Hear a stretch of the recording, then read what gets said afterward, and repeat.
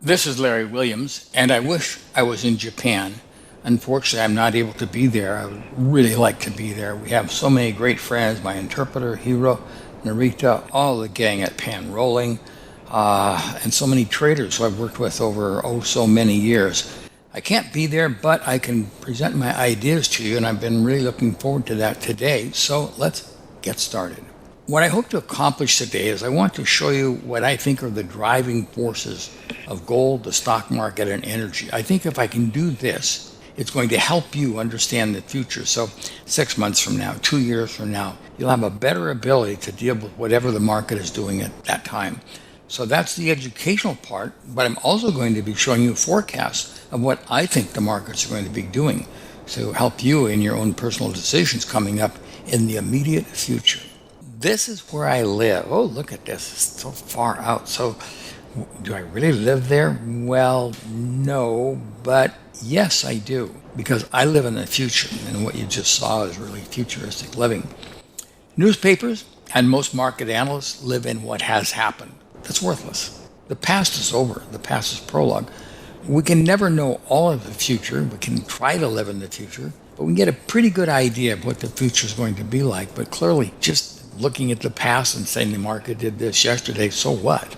As investors or speculators, we have to have a sense of the future, and that's what I'm about. That's what this presentation is about, to help you see the future. So how can we know the future? I think there's lots of things that can help us. One would be cycles. I happen to believe there are some significant cycles working in the markets. I'm going to show you those today.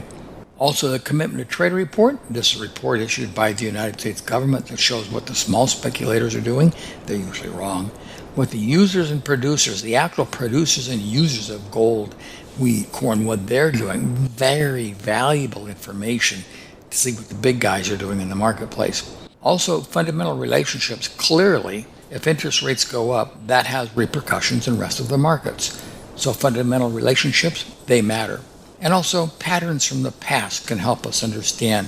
These patterns don't always hold up, but they give you a general idea of what to expect in the future. There's a lot of merit to using patterns in the marketplace. Let's start looking at gold. I think the most important place to start looking at gold is the Commitment to Trade report. This is just critical for both silver and gold because, again, the Commitment to Traders report shows what the big guys are doing in the market. It shows when they're buying, shows when they're selling. Now, they are hedgers, so this will show when their hedge position is aggressively long or aggressively short. Now, this is a huge takeaway lesson for rest of your life. The commercials, the users and producers hedge. They are seldom net long. Oh, but boy, when they get net long, you better be ready. Here's a long-term chart looking at the gold market on a weekly basis going back to 2001, and the commercials got net long right here before the big up move. And they got net long. The red horizontal line is when they're below it, they're net short, above it, they're net long. As you can see, they don't get net long very often. Now, when they start to buy, we start to get buy points in the market. So their buying increasing is very positive towards rallies in the marketplace. But the anomaly is when they get net long, which doesn't happen very often. And when it does, well, here we see it in 2015. They got net long right here. In 2018, net long, oh my gosh, right there, just before the huge up move began. Now, here's where we are today. I know this is what you're looking at. Now, we get long. I don't know if we will or not, but we're approaching it. We see they've started increasing their buying. We know when they increase their buying, that's bullish for the price of gold, and particularly if they get net long. So, ladies and gentlemen, guys and girls, traders, you have to be following this to see if in the immediate future the commercials get net long, because when they do, buy all the gold you can. At that point, you can and should turn into a rip-roaring gold bug. Now here it is in silver. Silver is almost net long. Again, you see the commercials seldom get net long in silver, but when they do, it's a great point to be a buyer. So watch the silver market as well. Now there's another way of looking at this that's going to help you for more intermediate term trades, and that's to look at open interest. What's open interest, you might ask? Open interest is just the net number of contracts open in a market. A black line is open interest. That's the total contracts that are open in the market. Two takeaway points: when open interest is very high, we're probably at a market peak. When it's very low, we're probably at a market low point. The open interest just shows when the crowd is busy in the marketplace. Well, where are we right here, right now? We're at the lowest level of open interest seen since 2019. We're at a low level of open interest. Low levels of open interest tend to be bullish. Of course, we need to back that up with something. What could that be? The Commitment of Trader Report. When open interest is declining and the commercials are buying, in other words, everybody's getting out of the market, but the commercials are the dominant force and they're buying, we are usually close to significant lows in the marketplace. Again, open interest, the black line declining, commercials are buying. Again, we see commercials buying, open interest declining, low in the marketplace.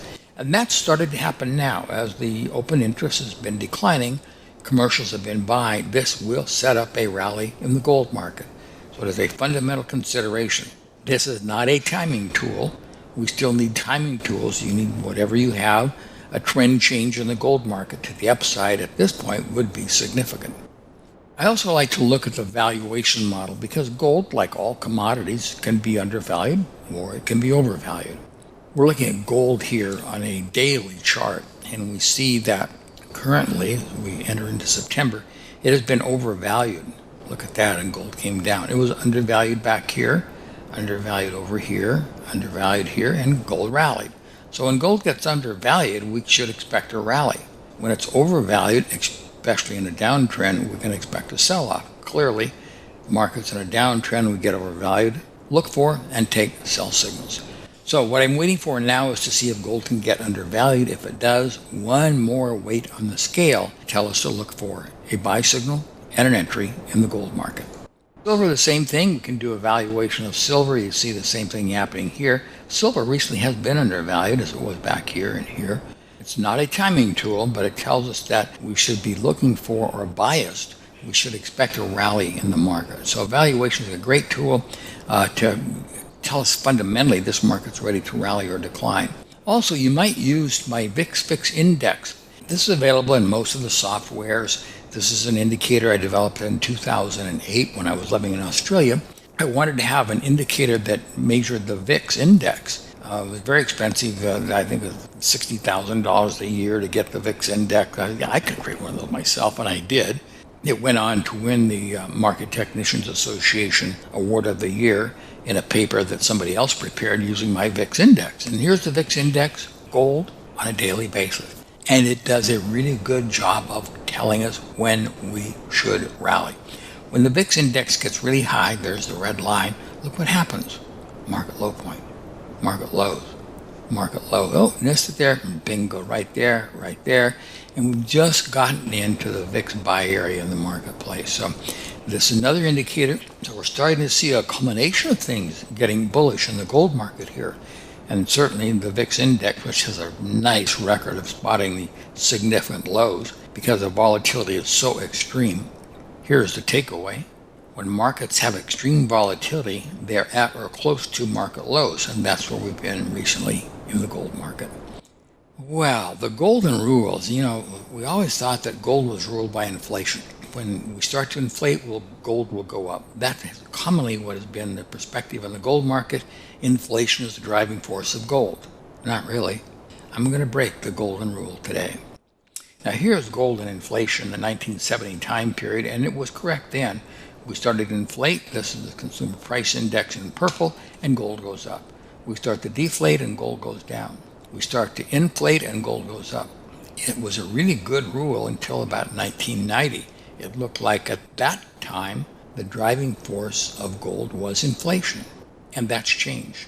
Here we are now, 1998, 1989, up to 2004. That's a whole different ballgame. Here we had a big increase in inflation, and gold went down. Here we had a big decrease in inflation, gold went down as you would expect, but a big increase in inflation here, and gold went down. What's going on? It's really kind of difficult. Even if we look at the peaks in inflation, they tend to come close to market lows, but not always.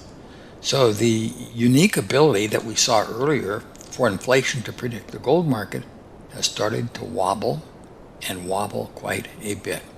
Here it is now up to 2010, And now we start to see how gold has responded to inflation in recent time periods. We started to see inflation pick up and gold picked up. We started to see inflation, the consumer price index and the purplish line come down. And gold actually from here, when it started to decline, that was the low in the gold market, and it started to rally. Even despite this huge decline in inflation, gold rallied. We saw a big decline in inflation here, gold rallied. So that relationship has started to change. Big decline in inflation over here and gold rallied. So we're operating under a different set of rules now. Why? I don't really know, but they are different. And here we are, a more current view. Here we start to see what we'd expect, an increase in inflation and gold goes up, a decrease in inflation.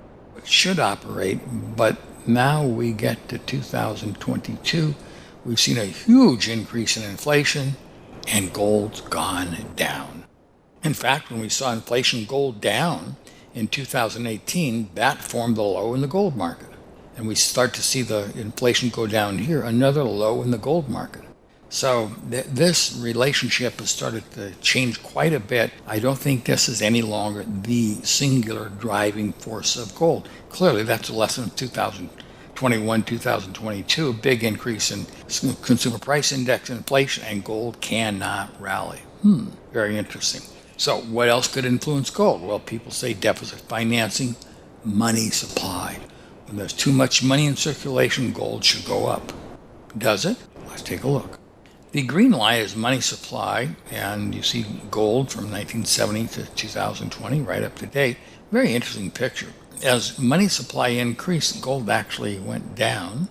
And then as money supply decreases, gold starts to go up, but it decreased more and gold went down. So I don't think money supply is the driving force. Some people have thought the deficit spending would drive the gold market or inflation or money supply. I don't find any evidence of that. We can look at the velocity of money, though, and we get a better picture. The velocity of money is how fast money turns over, and now we start to see that the gold market is responsive to the velocity of money supply. We just start to rally here, we do, pull back. Gold is following the blue line. The blue line is velocity of money supply. And here we are, right up to date. Notice we had a big increase in the velocity of money supply. Gold rallied. A decrease, gold came down. Increase, gold rallied. We had a nice rally and increase in velocity of money supply. Then gold started to fall apart and wobble. But I think this is the important point now. The velocity of money supply has started to go down.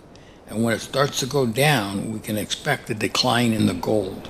So we have to be a little careful about being long-term perpetual gold bulls here, because the relationship of money velocity is not as bullish as it once was. This may be the best predictor of gold, simply the stock market. In green, you're looking at the Dow Jones Industrial Average push forward about 2.5 months. In other words, notice that we're saying we should see gold rally from September into the late part of October, and then a decline. And that push forward in the stock index called this peak beautifully, called this decline in gold beautifully. Was able to forecast a rally, and this decline right here, and the big rally quite well. So short-term traders, if you're following gold right now, you want to push forward what happened in the stock market about 3 months ago. And that's most likely the path, the roadmap that gold is going to follow. So now you too can have a really good understanding of where gold is going right here, right now.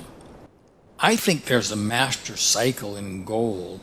It's about a 4-year cycle where we have big up moves in the gold market, big up move in the gold market, good up move in the gold market. But after we have these big up moves, we crack, and then we bounce around for 3 or 4 years and take off again, come down, bounce around for 3 or 4 years, take off again. So you get the pattern there? Now here it is updated in 2006. Big up move, bounce around. Whoa, look at that. There we go. The big up move into 2012. So I think this is the best long-term view that we're going to get. And here it is, right here, right now. There's 2009, when we should have the big up move in the market, and indeed we did. 2017, right here, right there, and we did. Where are we now?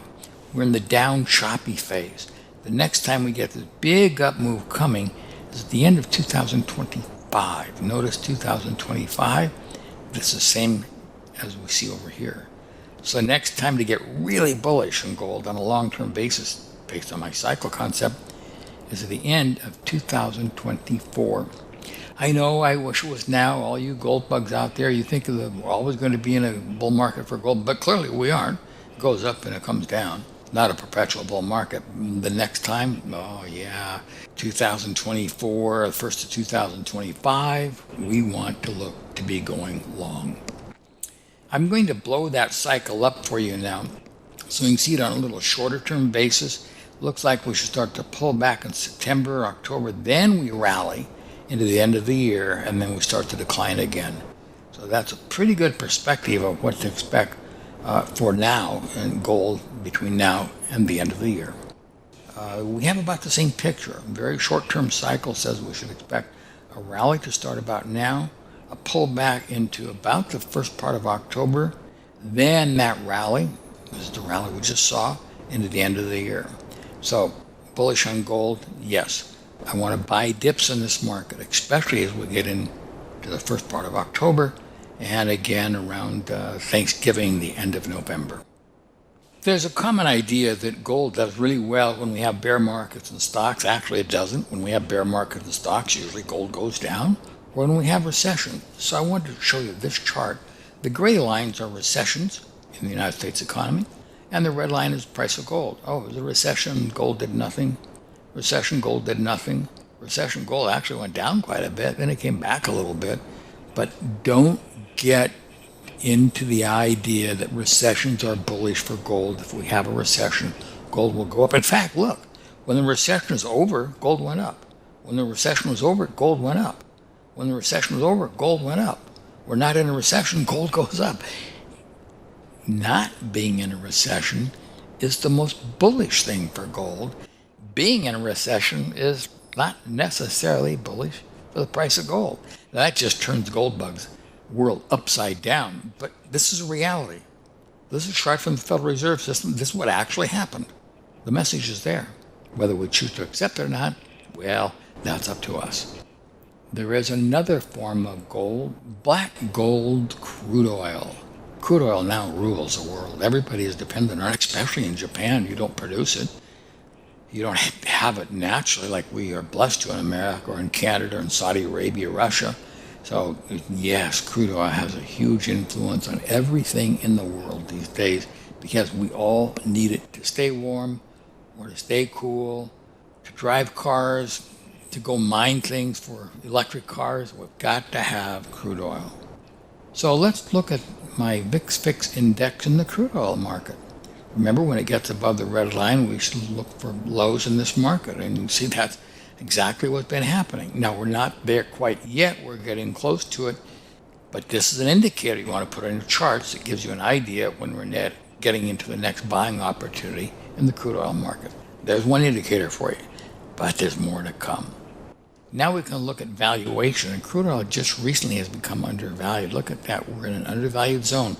Great, I like that. It's not a timing tool. Notice it got undervalued way up here, but clearly we were in a value zone here and here, and we're in a valued zone here. So we're undervalued, so that means we need to pay attention to this market. We can also look at the commercials. What are they doing? Let's look. Remember my lesson on open interest? When I said high levels of open interest, that's the highest level of open interest we've seen. The black line is bearish. Well, it sure was, wasn't it? Low levels of open interest, like we saw here, are bullish. And look at this. We are now seeing the lowest level of open interest since 2014. But we need to look to see what the commercials are doing. The red line, they have consistently been buying. Now, they're not net long. Net long is right here. But when they're buying and open interest is declining, they're buying, that tends to set up nice rallies in the market. So guys and gals, I think we're starting to get up, set up for a rally in the energy markets. Another market we need to pay attention to.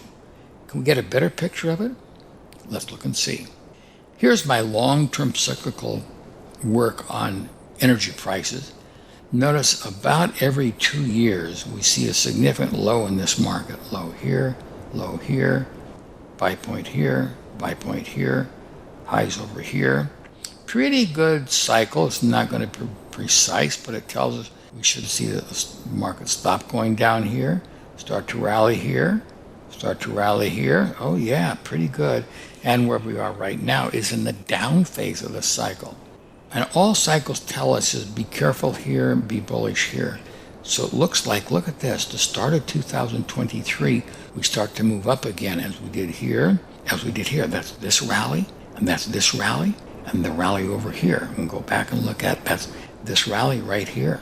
This rally right here, that's the start of 2023, right down here. So that gives you an idea of when we could expect the timing of this move to begin, when the cycles kick in to the upside. And I've blown up a chart for you so you can get a little better idea of the cyclical low that starts to come in right around the middle of January. Will this be precise? No. Was this precise? No. The actual peak was here, but you can see the market rolled over following the longer-term cycle. That's the important thing. We knew back here that we expect a decline in the energy market, which I talked about on Jim Cramer's Mad Money. The cycles were high up here. We expect a decline. We've been seeing that. So here's the next time longer-term traders can look for a significant turn to the upside in the energy markets. On a very short-term basis, for you very short-term traders, here's a daily chart or weekly chart, and we're seeing that around the middle of September, latter part of September, we should start to see an up move. Notice the last up move was here and back here and back here. So it looks like we come up starting around the middle of September, up, then down into, oh, look at that, the first of 2023. At this point, the shorter-term cycle is in phase with the longer-term cycle. So this is going to be a really significant point as the new year begins. But for now, up move, down move, up move. Got it? Okay, let's take a look at stocks in Japan. I've been in this building.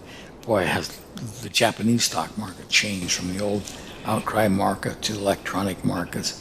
But still, prices of stocks in Japan are influenced by gold, crude oil, and interest rates in the United States. Those three things just really impact the market, and I'm going to show you today exactly how that works.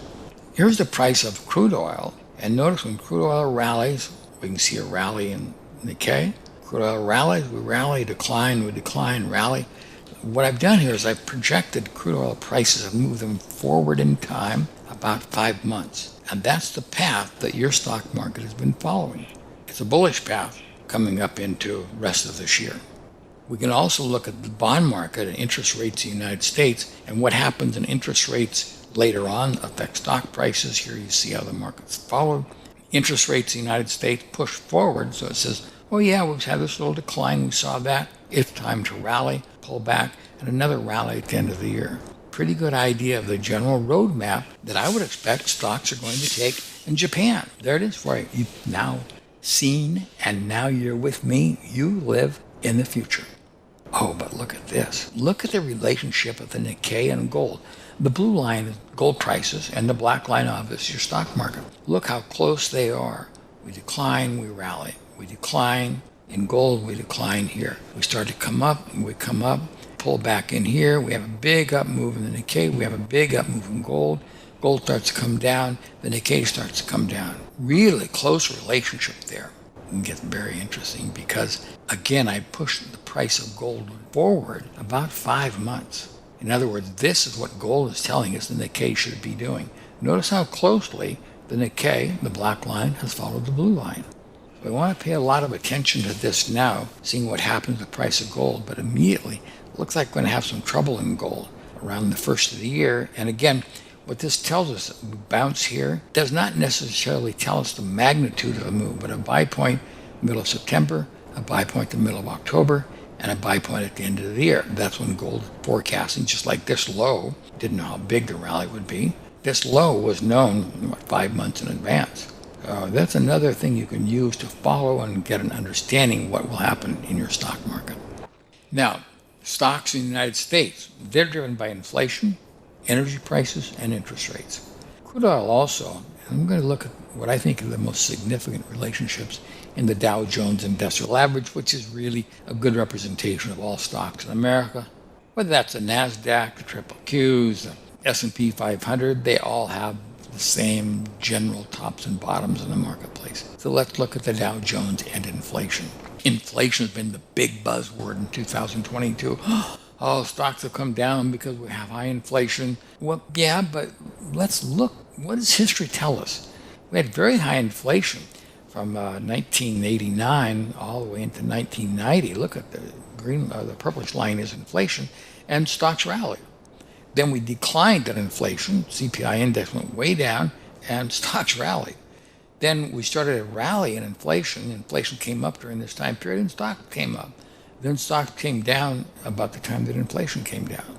So we can see stocks rally when inflation goes down. We can see stocks rally when inflation goes up. Is there some perfect number? Well, we had really high levels of inflation here, and stocks still rallied. Tough to draw a conclusion, but I'm going to give you mine in just a moment. Now here we are again. This is a crash of 2008. A lot of people focused on that.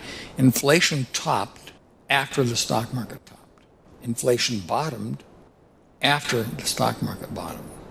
Very interesting. We're going to look more at that relationship in a minute. Again, we can see inflation come up and stock prices came up. Stock prices got real strong in here as we started to inflate. So I think what's more important in inflation is these turning points in inflation that lead in the future of what's going to happen. Here we're going to look now at 2019. Here's inflation coming down, stocks rally. Inflation comes up, look at that, stocks rally. Inflation comes down, stocks can go down. So stocks can go up or they can go down. Yet, here's what's happening right here, right now. This is inflation, the purplish line, versus the Dow Jones Industrial Average. And again, we see the Dow bottom prior to inflation. It topped out about the same time as inflation. Notice inflation tends to be a little bit lagging. But when it does turn down, we start to get significant bottoms in the marketplace. And this is where we are now. It's my belief we're seeing inflation abate and we will see a turn down in inflation, which would be a turn down in inflation bullish for stock prices. A turn down in inflation bullish for stock prices. So let's keep that in mind. We want to watch this one closely, and that's my expectation. Now, crude oil also affects stocks in the United States. You can see way back in 2008, that huge bear market that we had. Well, look what happened. The very first part of that bear market, crude oil went crazy, yet stocks declined. Then when crude oil declined, stocks declined. It's hard to find a specific relationship other than, what I'm going to show you, is when crude oil starts to rally, stocks start to rally. Crude oil starts to rally, stocks start to rally. So the turning points in crude oil seem to be more significant than necessarily the trend that we see in the market. And we can project that forward. We're going to take it forward about 8 months. And when crude oil turns up, we would expect a rally in the market. And of course, this is known in advance. Remember, we're looking out in the future. We're living in the future. This point was known really about 6 months prior to the stock market rallying. Same thing we see over here. We see a low made in crude oil. That's in the future at this time. And then stocks rally. So that's where we are right now. About October, it looks like we have another one of these lows, just like we saw here, that projects a rally. And this should be a good rally for the end of the year, using crude oil to forecast stocks in the United States of America. There's a picture for you. Well, the big question, I guess, is what's going to happen to inflation. This has been the driver. It's the front page of every financial newspaper. All the economists are talking about inflation. It's bad. It's horrible. What's it going to do? I'm going to show you right here, right now, what I think it's going to do. And when I found this out, I was staggered. I just had to look and check and recheck because finally we have a pretty good idea of how to predict inflation. First of all, inflation is here to stay. Here's the inflation from the Federal Reserve System. That's the blue line is inflation. Look at that from 1960s all the way up. We have little dips in it when we have downturns in the economy, but inflation is here to stay. We're going to continue inflating, so nothing we can do about that. That's a trend. But we can look at money supply and inflation. Now, inflation is the black line. That's consumer price index. And the red line is money supply. So we see that money supply and inflation can be correlated quite well until they're not. Look how closely this was during the Jimmy Carter era. We increased money supply, we inflated, we increased money supply. Then all of a sudden, that relationship started to break. All the ideas, all those books written in the 1970s about inflation and gold and money supply were based on this data. They didn't know the future, though. And look at this. As money supply has declined, inflation has declined. It's supposed to be just the opposite until this year when we started to inflate. This is the inflation of the last 13, 14 months, and money supply has been down. So we see money supply come down, inflation might come down, money supply comes up. There's a little bit of a relationship there, but certainly it's not a be-all, end-all. Big increase in money supply from 1990 to 2000, and inflation went down. So money supply, probably not going to help us predict inflation. So what does? Look at this. Grab your pens and pencils. Again, the black line is inflation or the consumer price index. The red line is the stock market. Look how closely they parallel each other. Oh my gosh. Inflation peaks when stocks peaks. Inflation bottoms when stocks bottom. Stocks top out, and inflation. Look at that. How close that relationship is. And it continues. 1978, big rally in stocks, a big up move in inflation. Stocks come down, inflation comes down. Stocks rally, inflation rallies. Inflation comes down, and stocks start to pick up, inflation starts to pick up. Oh, now coming to 1996 area, same thing. Nice big rally in stock market, big rally in inflation. Inflation comes down, stocks come down. Stocks start to go up, inflation kind of goes back and forth, doesn't go much of any place until right here, right now. And look at this. This is the relationship. All these numbers, all these charts you saw before, was the stock pushed forward in time, like I've been doing with other charts. In other words, this is the stock market, but I push it forward about a year. And look how closely inflation follows the stock market. Same thing we saw back here. Remember, stocks are pushed forward in time. So we knew at this time we had this picture that we should start to decline. Again, this decline was known about a year and a half in advance because I pushed the stock market forward as a predictor of inflation. And look what it's telling us about inflation. We should start to continue to see more deflation at least until 2023, somewhere in early 2023. Maybe we'll have a little uptick in it. We'll see what stocks do. But right now, the forecast for inflation, look how closely stocks have been able to forecast inflation. Inflation, I think, is behind us. We're starting to see, and I believe we'll see, inflation numbers start to decline, which will be bullish for stocks. Another way we can look at inflation is look at the cycles of inflation. There is about a 5.5, maybe 6-year cycle in inflation. You know, if there's a cycle peak, oh yeah, we lose inflation. Cycle peak, we start to deflate. Cycle peak, we start to deflate. Cycle peak, a little early, but we look what happened. And here's where we are right here, right now. We're at a peak in inflation. And we should expect to see inflation go down. That's usually what happens. Does not tell us the magnitude. Maybe inflation will go down to here, maybe it'll come down to that, we don't know. But we do know that the next cyclical up move in inflation begins in a couple of years from now. You know, this is when we see the big increases in inflation. Look at that. Here, here, here. Bingo, right on target. And now we have several years to go before we see this type of hyper runaway inflation that we've seen. It's time now, based on cycles, to look for inflation to decline. Well, let's take a look at my stock market crystal ball and get some immediate forecasts in the market. I hope you've been able to understand the markets a little bit better now, what these driving forces are, so you don't have to read the newspapers about what happened yesterday. You can actually look at your charts and pull up data and get a sense of the future. Okay, crystal ball time. Here we go. First of all, the stock market has been led by the bond market this year by quite a bit. The green line is the price of bonds, and bonds have led stocks by about 17 days. In other words, this point, as you can see, was known in advance. The sell-off, all these were known in advance by about 17 days. So what the bond market does now is about 17 days what's going to happen in the stock market. So it's a good short-term leading indicator. This peak in the stock market was known actually 17 days back here because this index is projected into time as most all of my indicators have done, I've shown today, because we want to see the future. We want to live in the future, right?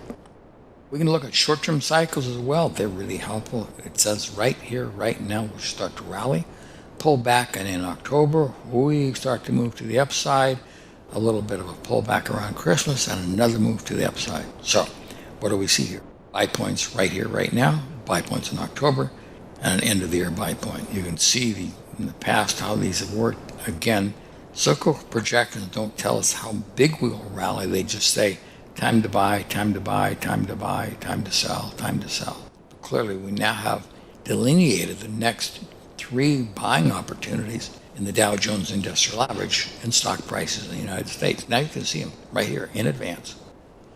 There is a long-term cycle working in the market. I'd like to share my work with you on that a little bit here. This is back 2007, big up move in the market. Yeah, look at that. The big up move was over here again in 2011, right here, big up move in the market.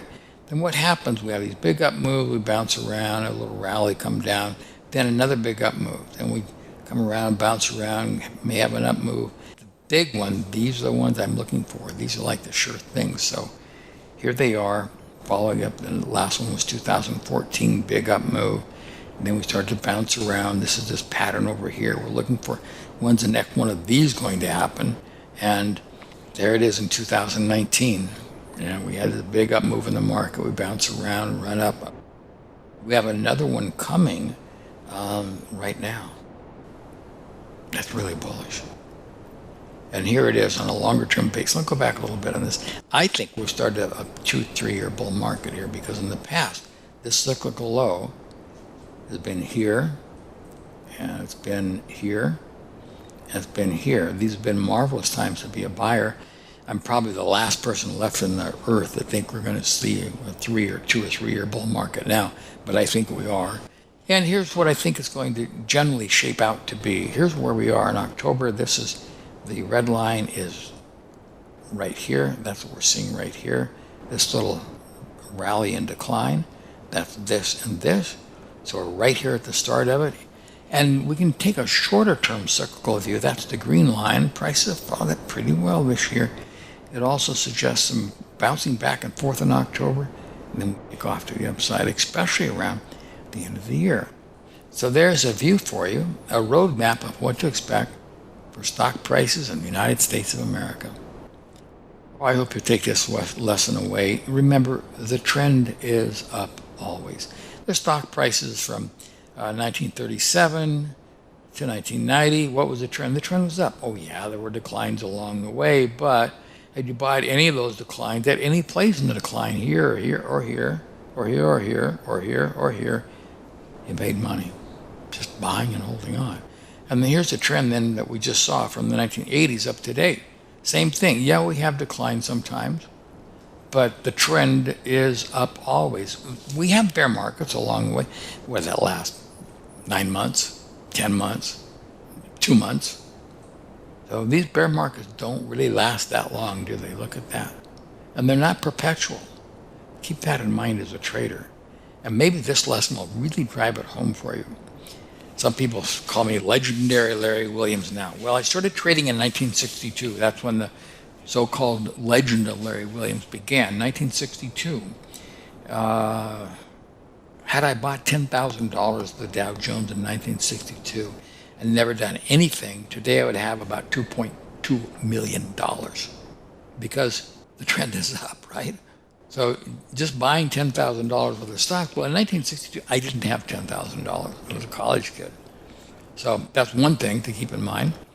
But also that long-term perspective. But also, here's a really important lesson. Had I bought the 30 stocks in the Dow Jones Industrial Average, I might be broke now.